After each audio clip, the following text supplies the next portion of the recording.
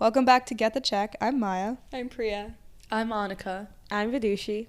And this episode is on Kalshi. Today we're diving into the world of prediction markets with a look at Kalshi. It's a groundbreaking exchange that's changing how we think about forecasting and risk. I'm excited about Kalshi right now because it's basically trying to be like the New York Stock Exchange of events specifically. It's an events prediction market, which means you can bet on something like what the weather will be in New York or what interest rates will be by the end of the year. Yeah, a prediction market is when you make a bet on the outcome of an event. So unlike normal trading where you're trading assets around, in this case, you're trading on the event itself and what that outcome is. So it allows you to not attach your money to an asset specifically. Of course, the thing that's top of mind right now is the election. So I put some money on Kamala winning the popular vote. How much money? Like $1,500. Price of a Prada. Half a Prada. Half a Prada. And then the thing about Kalshi is basically your bets are each $1. Let's say the odds of Kamala winning are 40% in the app right now. You buy at 40 cents, and then that 40 cents either goes to $1 when she wins or to $0 if she doesn't win. So it's all or nothing, unlike a stock. But the way in which it's similar to stock is you can still liquidate it at any time. So right now, if I wanted to cash out and prevent myself from losing all my money, I could do that, but I won't be. It's important to note they're the only federally regulated events contract exchange in the United States. There are other competitors, but they are not federally regulated besides Robinhood, which recently launched the same product today, which we did predict in our research of this pod. Yeah, and I think it's cool that this is now being brought to market because I think it's something that as friends we do all the time. Like we place bets on random things.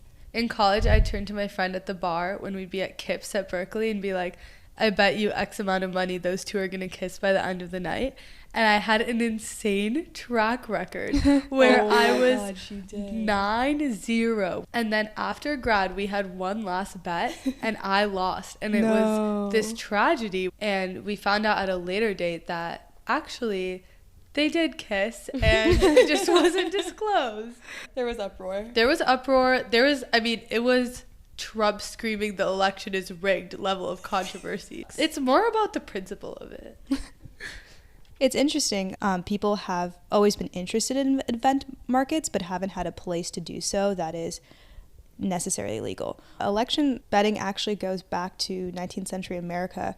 I found a cool stat that in 1844 for the presidential election, over $6 million was wagered in New York alone. So that's actually equivalent to $180 million in 2010, probably a little bit more now, which is similar to the size of volume on Kalshi's exchange for election betting. There's like billions right now in the election market across all their competitors, and Robinhood just entered the space today. Kalshi's just like one player. Kalshi's competitors like Polymarket and Predictit have been around, but have historically limited either the size of bet or have been in crypto or haven't been allowed to bet because they're not regulated in the U.S. The IEM has been doing election betting probably the longest and operating legally the longest. Yeah, basically policy researchers and pollsters use it, and academic traders can put up to like $500 in it. Anywhere between $500 to $500, yeah. Yeah, exactly. So that's a little background on the prediction market and election market space. Annika, do you want to tell us about how Kalshi started? Yeah, so their founding story actually relates back to us and our friends making bets in college. Basically, it started by two co-founders, Tariq Mansour and Luana Lara, who go to MIT together and then take jobs in trading at places like Citadel and Goldman. And in their trading jobs, they observe two things. The first is that there's an events trading market that's been created among their friends, similar to how with our friends we were betting on outcomes at the bar. They're betting on current events, personal events, really all events trading. And then they also realized that while I believe Tariq was at Goldman, he's creating bundles of assets that give institutional investors exposure to events trading as well. So for example, will Brexit happen or will it not? But it's an inefficient exposure because it's through these other asset classes. And they start to wonder, why can't we create a market for institutional investors as well as retail investors that's as efficient as the events trading market that has been informally created with our friends? Yeah, they basically wanted to challenge the idea of doing events trading without the need for an asset. Because traditionally, when you hedge against the risk of something like Brexit, you directly trade an asset that will be affected by the outcome of Brexit. But why can't you actually trade on the event itself?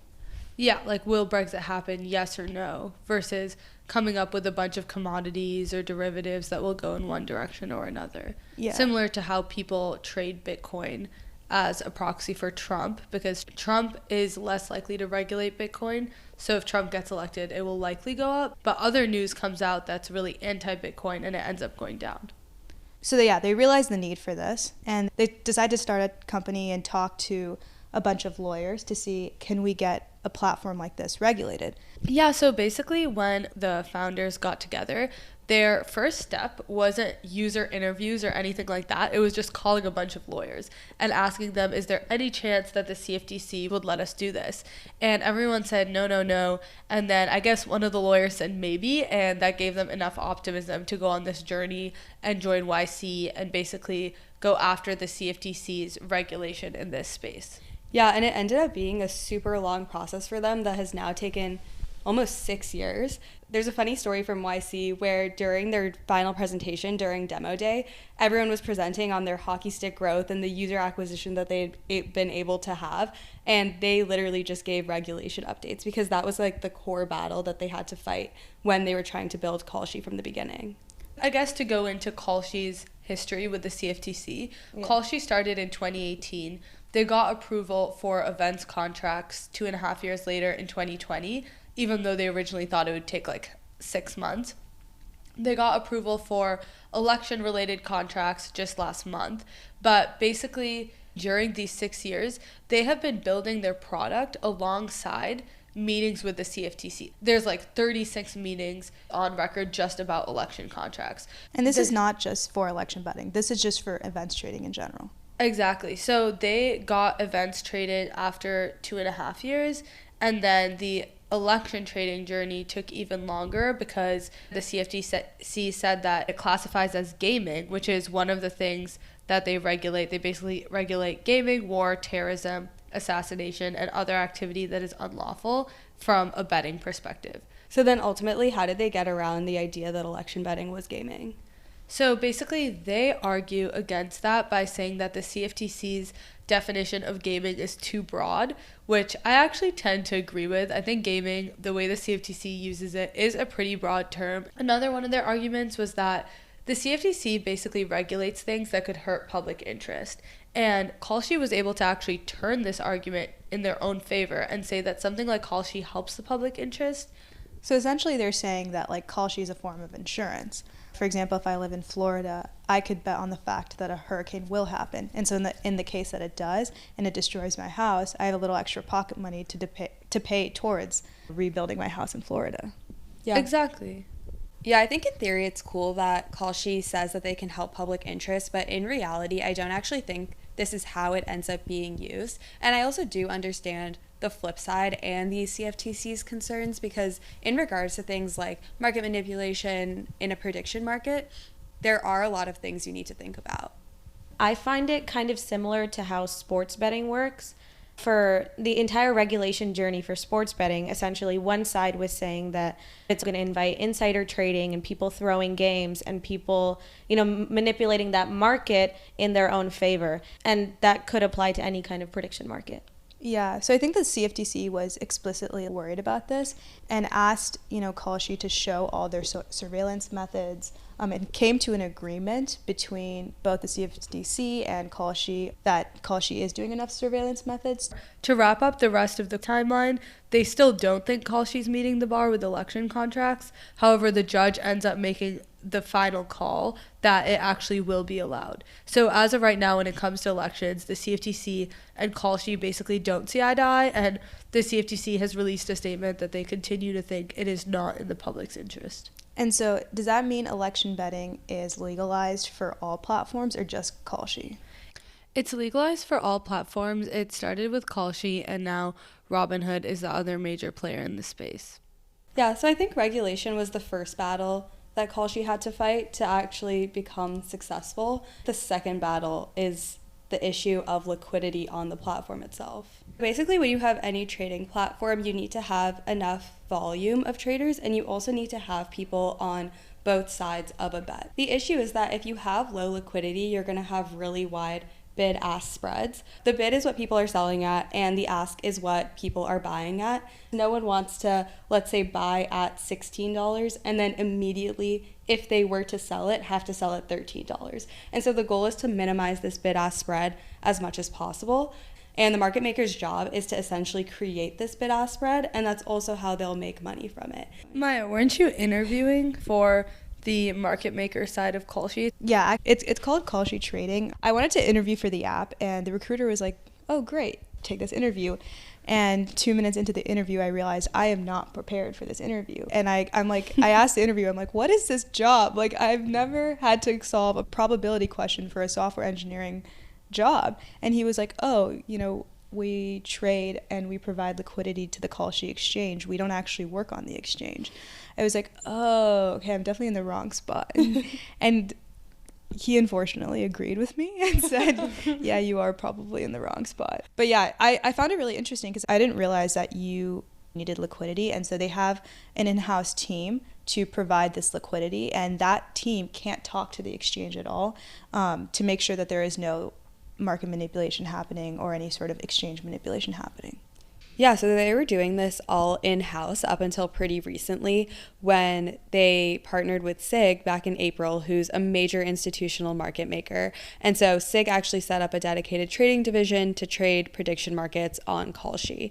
I think this is a huge win for Kalshi because it dramatically increases liquidity and consumers can now trade 100,000 shares at a time. It's a win for SIG too because they're able to enter into this election prediction market space earlier on, and I'm sure they have the assumption that it's going to grow to a larger volume as well. Yeah, of course. I mean, I think it's a win now, but they probably had to do some analysis on the point at which the liability of Kalshi was minimized enough that being like first mover in this new market was advantageous. Yeah, I actually think they still are at that point because we don't necessarily know if this is a win for SIG from a monetary perspective right now, because it's like very possible that they might be like subsidizing some of this spread in order to create a better experience for Kalshi. And like their goal is that they're taking a bet on these prediction markets with the intention that they'll grow to something huge one day. And because you're making the spread on every single transaction that's ever taken, if they're able to increase volume of trades in the market, they'll end up way ahead in the future. So if SIG's making money off of market making, I guess where is Kalshi making their money? Yeah, so they have a trading fee schedule that varies, but it's around 0.8%. And then they have a $2 withdrawal fee. They also don't do any trading fees on any election bets. So really the incentive is that Kalshi just wants to increase trading volume on this platform. Yeah, and that makes sense because I think it's not an established enough market today. Mm-hmm. And so they need to establish the market and acquire as many users as possible. I think with Kalshi being the first regulated prediction market exchange in the US, it really provides a space for other competitors to come in and play. Polymarket has been around for a long time. They have around 10x the trading volume as Kalshi does. Do we think Polymarket will come out ahead because Kalshi has already made way in the regulatory space? Well, Polymarket operates internationally. So maybe they would just get regulation in the US, but they have people trading globally. So I think that might be a separate battle for them. I do think it's all the same market at the end of the day, but Polymarket has made no effort to register with the CFTC at all. I feel like their legal approach is really risky. Also, they don't have betting limits, and they've just in general tried to create an edgier product. Yeah, because they use like crypto. You're not even using any form of currency. Yeah. Or I guess that's up for debate. Hot take. But basically, they have gotten into trouble with the CFTC to some degree because although they say that they don't operate in the U.S., there's clearly a lot of people from the U.S. on the application. Yeah, that makes sense. That's people using VPNs and using ways to get around it to trade on Polymarket, right? Yeah, for a little bit, it was like #1 on the App Store in the U.S. But, I mean, Polymarket is technically view only in the U.S., so maybe they were downloading it just to take a look, just to watch. Vidushi is so naive. I think what's cool though is that now that Kalshi has paved the way, like we were talking earlier, Robinhood can kind of just take advantage of this and completely, in my opinion, destroy Kalshi because they have the user base too. Yeah, I think that any market that already has an existing market, already has volume, if they add futures trading, if they add election betting to their platform, they can definitely add more users and add more volume than Kalshi could right now. I actually don't think like any market could do it. I think Robinhood is in a uniquely well-positioned place to do it just because of like the user base that they've been able to attract. Yeah, they're kind of like the trendy fintech app for managing your investments and stocks. And recently they released this like 401k feature kind of incentivizing people to move over their cash into 401k, which people traditionally would never put their 401k money into an app like Robinhood. But exactly, if something like Fidelity added election trading onto their platform, people are more likely to find it safe and more likely to trade on it. But they don't necessarily have like the user base that's interested in doing something like that. Yeah, but they have such a wide user base that I'm sure even a small percentage that is interested. I mean, everyone's interested in the election. I agree, but I don't think one their company is filled with the kind of engineering or just general talent to move that fast on a market like this. What do you They're mean? not. Priya worked there. I was gonna say they're not. I interned there. But it makes sense why Robinhood went after this. Also, another strategic thing that they did is they only did election betting and they didn't do other prediction markets like Kalshi. Yeah, I think that for Robinhood, this is just the beginning. They announced this only a week before the election, so there's no way that they're doing this as an election play. I think that they will expand into similar areas to Kalshi in the long run, but I'm a little bit more bullish on Kalshi's future success than you guys because I still think that Kalshi has probably acquired a lot of users during this period of time, has some backing from like SIG and is in talks with other institutional investors. Because their app is just for this and has a lot of research on all of these topics, I think that there will still be a lot of traders that use Kalshi, especially if it's not like me just like putting $1,500 on the election and then maybe not using the app the rest of the year, but more like the types of people that are actually using this for trading income, I think would prefer Kalshi if I had to guess.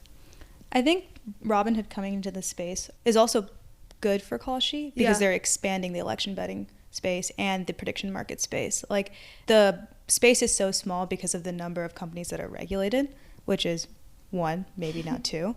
And now that it's growing, people will only be excited to have this as a new way to trade. I feel like the founders, they're always like, yeah, we love competitors. We want competitors in the space. Yeah. Which from their side, it makes sense, right? Because they want more people to join the prediction market, election market. It just brings more volume to their product too. Yeah, I mean, their constant mission is giving retail traders access to financial tools that institutional investors have. One being prediction markets or trading on events so that you can hedge your personal risk. And so really they need to train the American population to think about event betting as doubling down on something that you believe is going to happen and so you make a bunch of money. You might also think about event betting as something that you can use as insurance. And so they're trying to explain to the Americans, hey, this is a product that's useful to you, go and use it, because they are a category creator in that way. But are people really using it to hedge their personal risk? Are people educated to know that that's how they can use the app? I feel like now they're just kind of using it to gamify election betting. Yeah, I mean, I think regardless of whether they're educated about that or not, right now the way that prediction markets are presented are as kind of like a fun thing to do, and the way that like you talk about it with your friends is it in a way of like this could like personally benefit me as like insurance from this outcome happening. And so at least for right now, I don't think that's the way it's used. I think part of it is it's always good to democratize access to financial instruments regardless of if people are using it in that exact way or not. It's good for the general public to have access to the upside that institutional investors have access to, whether they want that upside because it's like interest rates, which is directly tied to their student loans, or if they just want the upside because they think Kamala is going to win, they did the research and Kamala wins. Like, I personally don't really care. I also don't think we have the data to make a super educated claim on why people are using Kalshi yet. It might evolve over the long run. And one of the most common things that people have been betting on in Kalshi is like inflation, which whether or not you perceive it that way, you kind of are inherently hedging against your personal risk, right? Like everyone gets affected by inflation. But I also think there's like a parallel to be drawn to options. In options, you are basically placing a call or a put, and we know that retail traders are not good at using options. And in a similar way, options kind of represent prediction markets, like this is going to do well or this is not going to do well. And so do retail traders really have access to the information to make educative choices and educative bets? I think there's two different issues. I think one is over time, you want a more educated American public. And I think that Kalshi is actually working towards that with a lot of the research they've been putting out. To your guys' point of like, are people going to like actually make money off of this or bet in their own self-interest? Probably not, but that's like so beyond the point we're at. Like if we only wanted people to put money in things based on their own self-interest, then we should just let people invest in the market and say like, if you're a retail investor and not an institution, you're actually not allowed to put your money in anything besides index funds. Like why should someone be able to buy a stock at that point? I think that's a little bit different because you're buying like equity into a company. I don't think it's different because like Fidelity has shown time and time again that the people whose accounts perform best are like dead and have forgotten about their account, right? Yeah. So like, but we would all generally agree that people should be allowed to put their money in stocks, even if maybe that's not going to perform as well as an index. Maybe they're being irrational. Maybe they're being emotional. Like that's been me, that's been our friends, that's been everyone. I don't think the solution is like limiting people's access. I think it's education and also just acknowledging that as part of a free market and capitalism, there are going to be losers. Yeah, I mean, I don't think that they should be limited in any way. I think having Kalshi be legalized is great for everyone, and I think it like increases education overall. I just think that the general public isn't doing it to hedge against personal risk.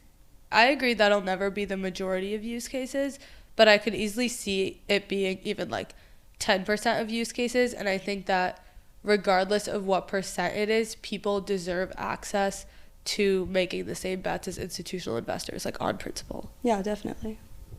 Yeah, I agree. It's similar to the larger conversation around democratizing finance, giving retail traders access to tools that institutional investors have. And when you increase that access, they tend to not do well. Is that necessarily bad? Maybe not. But it does increase education, to your point earlier. Cool. So I want to get into our next question, which is, do we believe that prediction markets are a good predictor for the election outcome? I do think that prediction markets in the long run are going to have an accurate view of the odds of the election, or at least be a super helpful data point. And I think that the philosophy underpinning this is that of collective wisdom, which is just the idea that when you aggregate information across a lot of people, you end up with a really powerful result that does what sometimes polls or experts wouldn't be able to do, or at the very least provides another data point. And then in an election market, you're also weighing it based on how much money someone's willing to put in. So you're not only having a diversity of the people that are participating, but also you're having a confidence indicator. The more confident someone is, the more money they put in. So I think something to point out about collective wisdom specifically, though, is that there's 3 necessary assumptions. The first is independence of decision.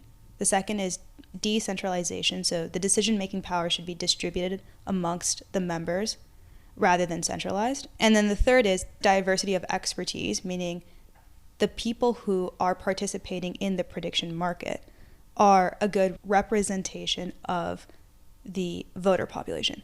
And I think specifically point 3 is inaccurate when it comes to election prediction markets, because the people who are likely to bet are not similar to the group of people who are likely to vote. I think there's overlap, but I don't think the representation is equal. To add on to that, I think a good example is women, because women are not likely to bet. Like there's a lot of stats that say that women gamble less, trade less, whereas they do go out and vote. And so that's an area where it's not representative of the voting population. And also on point 1, I think that in our society today, individuals always have some level of groupthink. I think that when this idea of collective wisdom came to be, that was not in the age of the internet. it was a lot easier. But now I think with things like Twitter and Reddit, and even within the actual Kalshi platform itself, where they allow comments, I think that encourages a lot more groupthink than was originally intended. I think that when it's saying individuals should form their opinions independently to avoid groupthink, prediction markets actually do exactly that, because I can place my vote on my own, Vidushi can place her vote. It's not like we're on a news network being forced to discuss our political opinions, where I might feel pressure to just agree with Vidushi, so it seems like what I'm saying is more reasonable. I think that, to your point, of course, like on Twitter and stuff, we're exposed to other opinions, but I think that can actually make the independence of our own thoughts stronger, because you have different data points and different people's perspectives. Yeah, I would even say that as more information develops, a prediction market has even more of a advantage on that, because it's able to adapt to newer events or newer information coming in. But I think like on the prediction market, when you go and place a bet, you see a price. And there's actually a case where in Brexit, information traders were trading 60% that Brexit wouldn't happen and 40% that it would. And so they were actually caught into a self-reinforcement loop, because they used the current prediction odds as an anchor and like continued to go towards that odds, rather than making an independent decision before looking at the price on the ticker. I understand how it could be a self-reinforcing loop, and I agree that probably does sometimes happen, but I think that when you see that happening in markets, like let's say that's probably happened with Tesla stock at some point, right? Like a bunch of Elon fanboys are like Tesla to the moon, and that inflates its value a little bit, but then the market corrects, because whenever there's incentive to make money, truth generally prevails over like hype or a meme or emotions. So I think elections are always going to be something that is emotionally tied, and there's always going to be irrationality in the market. There's actually an interesting piece of research from Temple University, where when they studied this in regards to sports betting, oftentimes when people were more a fan of a team, the worse their predictions were. So they performed worse in the market, which is like kind of intuitive to think. And I think this relates to also election betting in general, is that you're a little disillusioned by your irrationality because you have such an emotional tie to the candidate, and therefore you're not really betting on how likely I think this is to win. You're betting on like how badly I want this person to win. Well, that's representative of voters in general, right? That's why people vote. Yeah, but voters, your vote is always one. But when you're betting, your betting is now sized to how badly you want a candidate to win. I just think the whole idea of emotion and bias is really non-unique, because like if you are looking at polls and it's like 1-to-1, like you're saying, it's still aggregated by an expert. And that expert, if anything, might be even more emotionally charged. They probably went into the job they're in because they have some strong opinion on politics. They also have an emotional incentive to protect their opinion. There's all these different incentives that are maybe not in the correct place, versus when you're putting your money somewhere, I think that you always have an incentive to put it in the direction you think will win. And for example, for me, like I ended up putting money in the direction of my personal beliefs, but if I thought that my personal beliefs were not aligned with the outcome that would happen, I would never have put my money in. Yeah, but I'm talking about the irrational bettor who kind of forgoes all like statistical evidence of what might happen and places their bet on how badly they want them to win. Yeah, I think it all evens out, because if you have people acting irrationally, as long as there's, like, everyone agrees there's irrational actors in the market, and I'm not super deep on economic theory, but I assume the idea is there's enough rational actors that when it's specifically a market, it gets corrected to where the price should be, because as long as there's money to be made, someone rational will put their money in that direction, right? But we have examples of when like dumb money or irrational money wins out. In the case of like GameStop, for example, where it's like GameStop didn't need to have their stock price inflated that high, but it was a wave of retail investors trying to get back at the institutional investors. And so in that way, they were acting irrationally. I think that's an example of what me and Vidushi are saying is more true, actually. Because like GameStop is a good example of how there are anomalies where the stock market falls apart and like valuations are not correct. But for the most part, things normalize in like relatively penetrated, stable markets. Ultimately, it's like if there are enough people participating in the election market, then it should stabilize. Well, I will say Kalshi will probably become more accurate with more volume and liquidity on their platform as it continues to grow. Yeah, I guess it really comes down to like what you believe will happen to election markets long term. I think also what I'm curious about with prediction markets is like how do we think they'll perform after the election is over? We know that 95% of polling markets volume is on election betting alone, and the majority of Kalshi's volume right now is also on election betting. So how will this space grow after the election, or maybe not grow?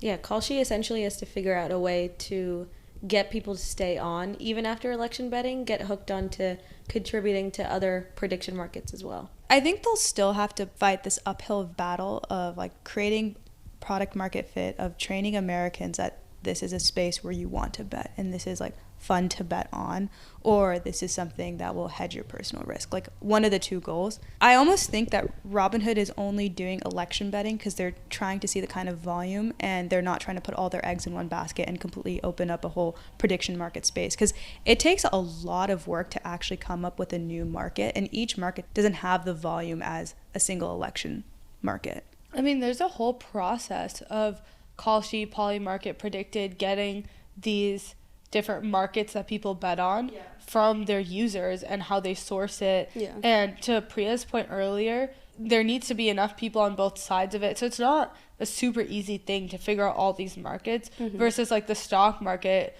companies going public and then listing their stock. That's like not a process Robinhood's involved in. But now they would be involved in the creation of each new bet. Yeah, and this is something that Kalshi actively does with each new contract. They have to get it approved by the CFTC. I don't know if Every it's like, single contract? yeah, I don't know if the CFTC has now allowed specific sections, and like, for example, betting on the inflation will automatically get approved and those approvals will go faster. But I know it's a battle that they fight with pretty much every contract.